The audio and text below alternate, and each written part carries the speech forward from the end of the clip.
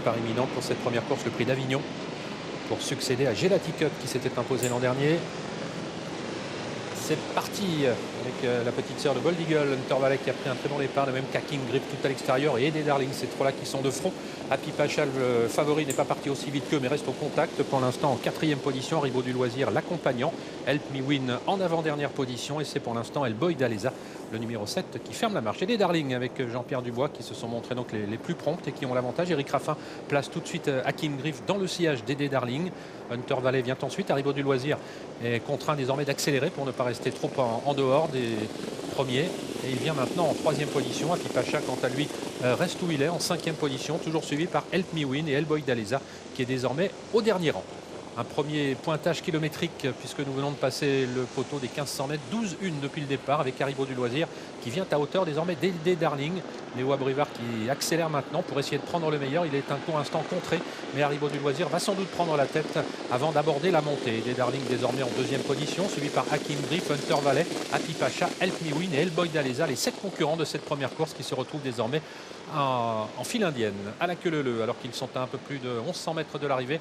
Voilà un wagon de la 2e épaisseur qui se forme avec Franck Nivard qui vient de placer donc Hunter Valley au devant de ce wagon qui vient maintenant en 3e position, juste derrière, à 1 km de l'arrivée, Ribot du Loisir et Eddie Darling. Aking Griff qui suit toujours sur une 3e ligne, mais côté corde, avec à son extérieur Hunter Valley, 5e place pour Happy Pacha qui attend, de même qu'Help Me Win et El Boy d'Aleza. Le haut de la montée dans quelques instants, Ribot du Loisir toujours seul en tête devant Eddie Darling.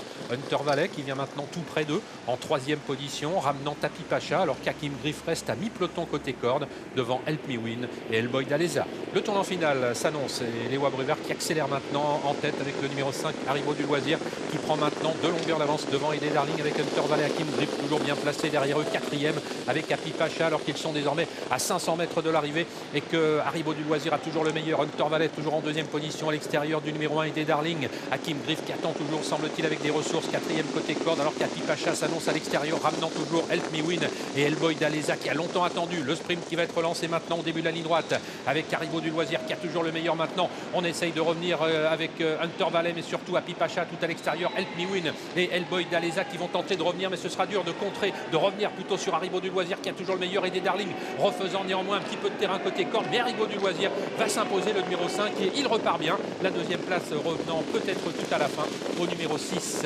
Aking Grip devant l'As Eddie Darling.